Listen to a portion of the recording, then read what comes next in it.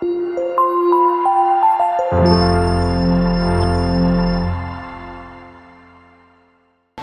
guys, my name is Nasra Hussein and this is Daily Chronicles. Welcome to another episode of Women and Entrepreneurship, and today I have a guest who is going to share with us her story, and I'll let her introduce herself so that we go from there.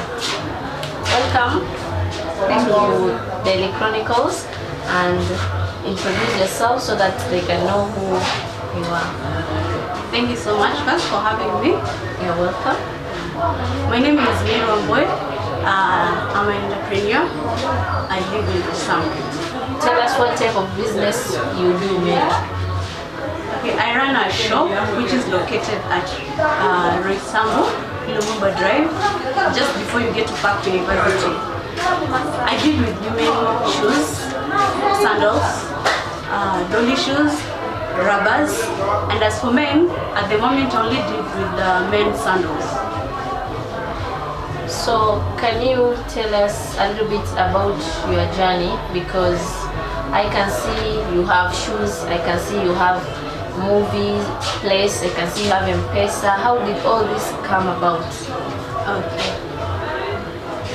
My journey of becoming an entrepreneur started in a way that I didn't even expect it. We all recall the time when COVID was so high and other businesses were closed down, especially in my industry where I was working. I used to work as a cashier in a hotel in Nakuru, but then I used to live in Nakuru. So when the transport was, people would not travel anymore. We remember the counties that were closed down. And so the fact that I was working in a hotel that dealt with travelers, we totally lost our jobs. As for us, no one even was able to remain at the workplace. All of us were told to go home until further notice. So for a period of 4 months, I was just at home. And we thought maybe it was about 3 months, because we remember we'd closed down for 3 months before again the government said the curfew was continuing. Yeah. The lockdown, was continuing. Yeah. So while I was at home, the fact that we didn't think we were going to get back to work anytime soon, we had to think of what are we supposed to do to have an income, because the fact that pandemic was there, we still had bills to pay, we were supposed to buy food, so we had to think of what else can we do. And personally, I had a friend in Nairobi, so I chose not to stay in Nakuru. I said, let me go visit my friend in Nairobi, and maybe while I'm there, I'll get something that I can do. So I came to Nairobi. I met a friend of mine. She told me that she was also employed also, okay. And also her industry had been affected. She was also at home. Okay. So we sat down and we thought of what can we do so that we can just have an income so that we can be able to put food on our table and just to be able to pay our daily bills that we cannot escape from. So Mary, I want to ask you something. How much did you start doing this business with?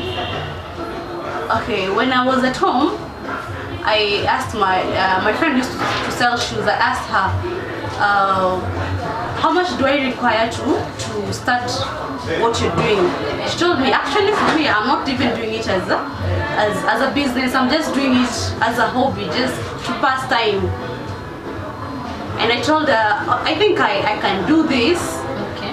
I think I can do this. She told me, then it's okay. You just take your time. When you have whatever little money you have, just let me know, and I'll show you where to get the shoes. So I went home. I talked to some few friends of mine. I was able to get the little savings of the ones that I saved when I was working. I had around 5,000, and she took me to the market where she gets the shoes, and that's what I started with, just 5,000 Kenya shilling. So you don't need so much money to start something. Yes, because at that particular moment, it wasn't about me starting at a big business that has a big name. It was all about me having something that at the end of the day, I'll not tell someone to give me this, I'll have at least a 200 bob to buy milk, to pay for the bill of my house, electricity, because that is what was necessary at that particular moment. Okay. So what are some of the challenges that you have been facing in this business? The challenges that I have faced in this business, you see, I mostly deal with these are new shoes. Okay. And you know, when we buy these shoes, for business-wise here in the shop, maybe when a customer comes and requests, maybe they want a particular type of shoe in a particular color, and you don't have that shoe at that particular moment. And sometimes these shoes, since they're new, they all come in different varieties, and all shoes, different sizes, got different colors and different designs. That is just a small challenge, of which is we be able to manage to be able to convince a customer to just look for another shoe of the same color which pleases them. Another challenge that I have faced is that sometimes you get a customer will come, and as I've told you, I deal with ladies, and we know us ladies, especially when you're dealing with another lady, there is that ego thing between a lady and a lady. But me as a business person, I will understand the fact that I'm a lady. I'll have to humble myself at the end of the day, because I don't have to listen to the customer. What they want, what they want is what I have to give it to them, because at the end of the day, depend on them. So some customers will come, they will place orders. You go to the market, bring the shoes, and then when they get here, they come and they're like, no, I don't think this is how I wanted the shoe. I thought it looked this way, but now it doesn't look good on my feet. Now you see, for me, the fact I know someone else might come and buy, but at that particular moment, they came and placed an order especially for them. So I have invested that money. Maybe even I wanted to do something else with it, but because it was an order from the customer, I had to use that money. Other customers will come, they will place the order, and they won't even come for the shoe. Even you call them, they won't come for the shoe. So you see, so I would say when you deal with ladies, when you're selling ladies stuff, you have to put your ego and your pride aside and deal with them. Just always be humble to them. Let them feel you guys are not, there's nothing to compete about, because it's you know, women, it's just business. It's just business. So when they say they want this, just get it to them. Go to the market, get them what they want, and befriend them. So while Mary, we are talking about women, I know you as a woman, you face challenges, especially being an entrepreneur. So I want you to tell us, what are some of the challenges that you face being an entrepreneur, like as a woman, the challenges you face as a woman? Okay, personally, individually, since I started running this shop of mine, I wouldn't say I have had major challenges. The fact that I'm a woman, because as I said, I deal with women. And to another person who doesn't have who doesn't have to differentiate between friendship, to draw the line between friendship and business. Because you know, most of the customers who will come here, they're women, will end up becoming friends. But it gets to a point where they now want to take advantage of your friendship. They want to come to the shop, take shoes, they say they'll pay you tomorrow, the day after tomorrow. And even others will even take weeks, and it doesn't even bother them. They're like, there is my friend, and when I get money, I'll do what? I'll go and pay her. But you forget that when you draw a line with your customers and tell them there is a difference between friendship and business. So when it comes to, even if someone has to take a shoe, let them pay for, I let them pay for a deposit if they really want the shoe, they don't have the whole amount. And then when they get the other amount, they come and pick the shoe in. When you do that, you'll be able to maintain your friendship with your customer, and at the same time, you'll be able to continue running your business nicely. So, what are some of the factors that made it easy for you to start a business? Do you have like a support system? Is a support system important while running a business or while being an entrepreneur? Yeah, I believe in everything we do in life, whether business-wise, whether in our normal life, we all need support from people. That is why we have parents, we have friends, we have colleagues, even at work, who can help us whenever we need help. In my case, as I said, as I said, before starting, the idea of even selling shoes came from a friend. If I didn't have that friend who was there to guide me and even show me and tell me, and I also think when you make friends with people who are able to benefit you in a good way, not just people who are there for you in good times. Someone who will make you grow. Exactly. Friendship are about growing and helping each other, not about dragging you behind. I really appreciate that friend of mine because she was honest with me. She was ready. I believe if it was someone else, they were like, maybe they will feel they would want the best out of me, so they wouldn't even want to take me there, sacrifice their own time. She took her own time. Actually, that friend of mine, by the time I was starting, I got this idea. She was pregnant, and she sacrificed herself with her pregnancy to make time for me and to take me where I'm supposed to get those products, to tell me this is how you sell them, this is where to get them. I really appreciate her.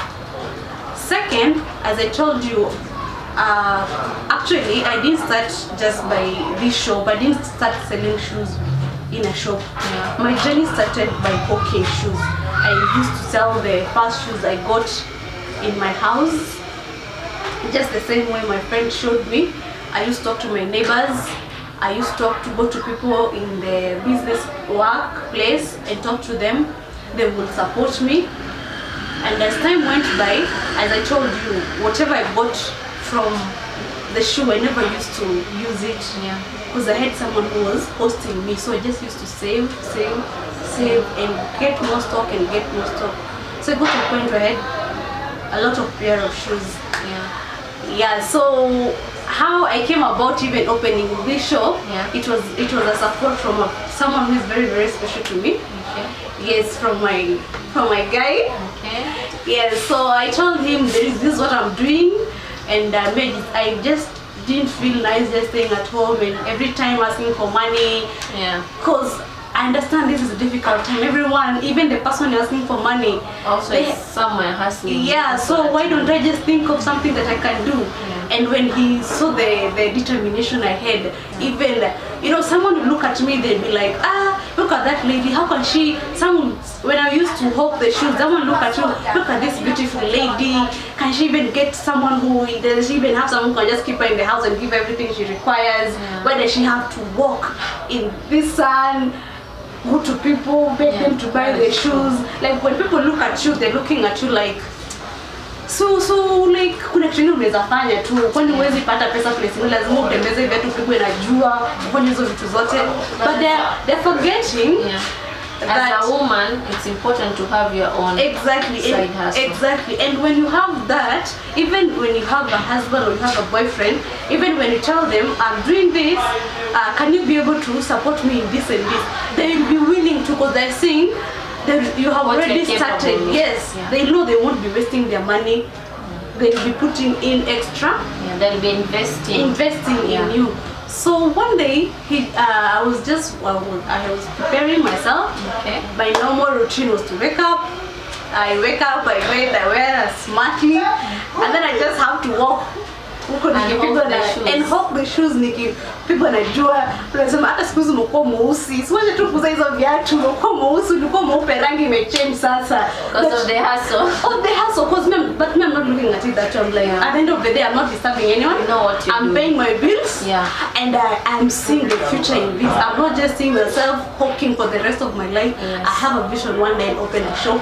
I will have shoes of the ones that I'm selling, and even in that shop I know I'll have a very big shop. That was what was in my mind. So because I knew the picture, what I wanted, I wasn't focusing on just me hawking the shoes. That was what my focus. So whatever people used to say about me, it couldn't bother me. I was just telling myself, you just wait, you don't know where you get me. When I look at me and be like, are you the same person who used to hawk for us shoes here?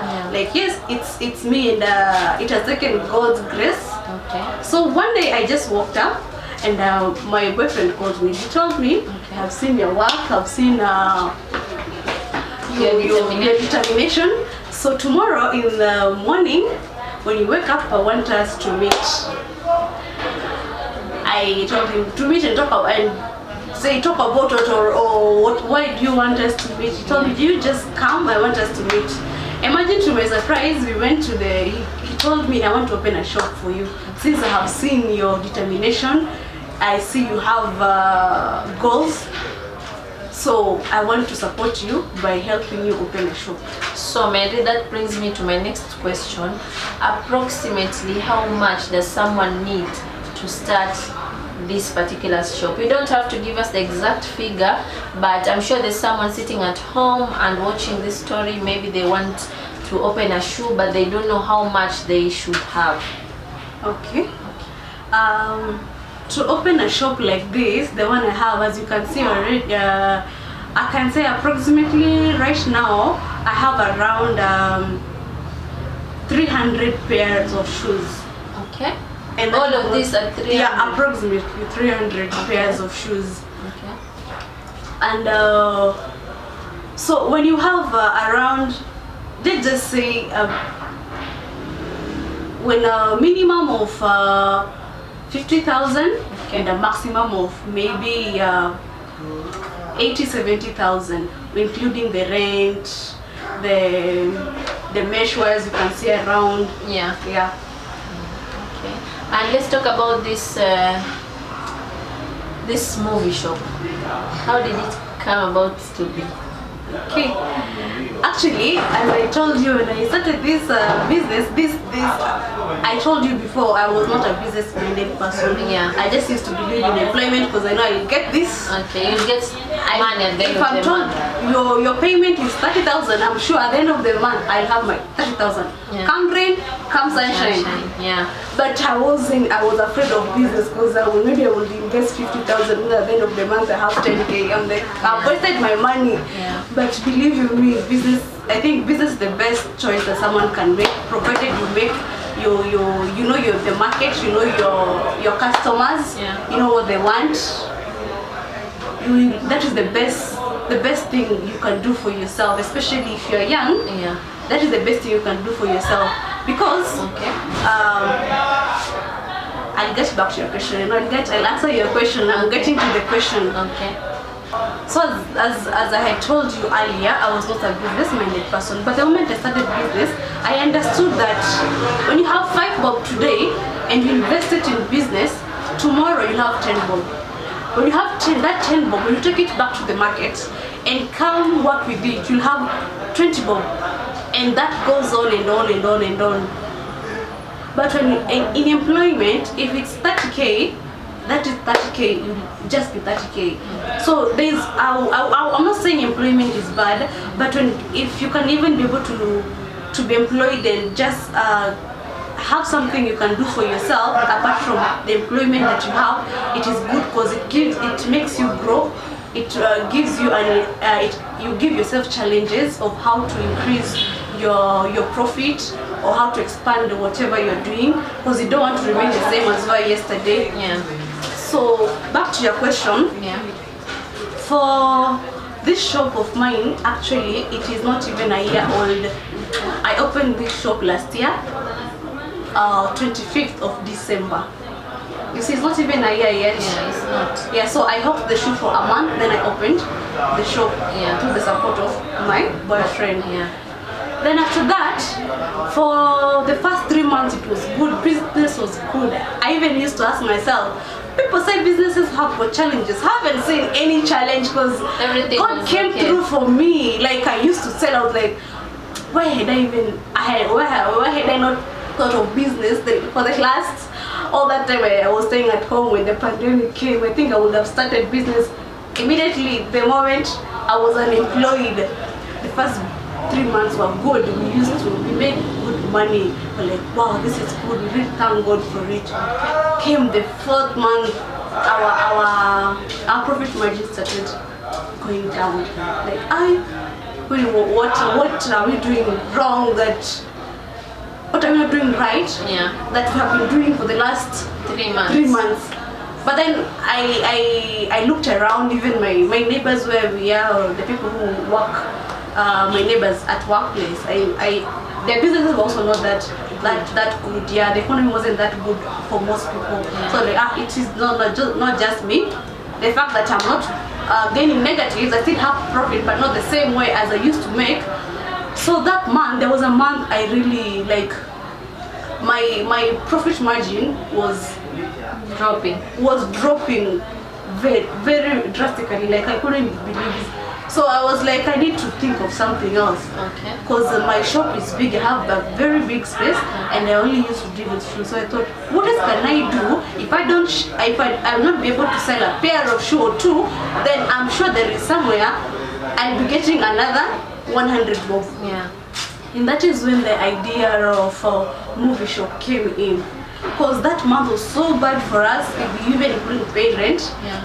And so that is when I started thinking of what else can I do in this shop. Because you see, not every day people will come and buy shoes. Yeah. And so that I saw was a big factor. That meant I need to think of something else that I'll be making sure, every day I'll be getting money. If this one doesn't sell, this one will sell. Okay. That is how I started movie shop. And as time went by, I thought of, I still have more space. I started putting some phone accessories, and then I started also brought some electronics, the normal things people use daily, bulbs, yes, you see, showers, you see. And then time went by again, and you know, when you're in business, the more you continue in business, every time when you go to sleep, you always think of what else can I do? What else can I do to increase whatever I already have? What else can I do? What value can I add to that shop? And again, the idea of M-Pesa also came, and I also opened the M-Pesa. Okay. Yeah, so those businesses came as a challenge. I took a challenge that I had, me not making the profit that I used to make. And I wanted to some increase other it. things to substitute. Yeah, so actually when I look back, I say actually that month was hard for me to be able to open up and think of something else. Because I'm sure if that month was just as smooth as the other months, I wouldn't have opened these other businesses. Yes. Okay. Really moved with your story, and I would like you to share your advice to other women. Maybe someone is out there struggling, they have this thing that they're doing, maybe they're selling eggs, they're selling watermelons, they're selling something. What advice will you give them, like in business wise? What advice will you give them so that to ensure that they move forward with their life? Advice I can give to women out there who are in business already and who want to start business, I'll say we all start small and then we grow. And you can only grow if you have goals, if you have a vision, yes, and if you're determined and you're working towards that goal. yes. Okay, so you need to have, when if you're in business already, don't be contented with that. Whether it's much or whether it's little that it is bringing to you, always think of how can you expand that which you're already doing, or what else can you add to add value in that which you're doing to be able to increase your profit, to expand your business little by little. And those people who want to start a business, I would say women who want to start a business, as I had said earlier, I was never a business-minded person. I was a person who used to believe in employment, because I was sure whatever amount of money I wanted to receive at the end of the month, I knew I would get it. But in business, I wasn't sure. But we all understand when you get into business, you'll understand that we have profits and we have losses. And like in employment, you only have profits. You don't. According to it's the owner of the company who endures the losses. Yeah, but as for you, you only see. They're only gains for you. Only profit. So when it comes now to the business, when the business is down, as I say, you think of what else can I do. You see, that is what will be disturbing your mind. The business is down. What else can I do to increase, to make sure my business to be back where it was, or to increase, to make it expand more. My social contacts in Facebook, you'll find me, Mary Minor, Mary, just Mary, M-A-R-Y, and Minor, M-A-I-N-A. In Instagram, it's Elegance Collection. I write it down there. Yeah, and your phone number? And my phone number is 0727 313 971. As I said earlier, we are located at Lumumba Drive, Roysambu, before near Park University. You're all welcome. If you want ladies shoes, here, this is the place to be. Okay, Mary, thank you so much for having me here in your shop, and yeah, thank you very much. You're welcome. So guys, we've come to the end of the interview, and I hope you enjoyed that interview. This is Daily Chronicles. Follow us on our social media pages, Daily Chronicles Facebook, Instagram, Daily Chronicles, and also our website, dailychronicles.co.ke. And I hope you enjoyed the interview. Bye bye. Thank you very much for watching. Until next time.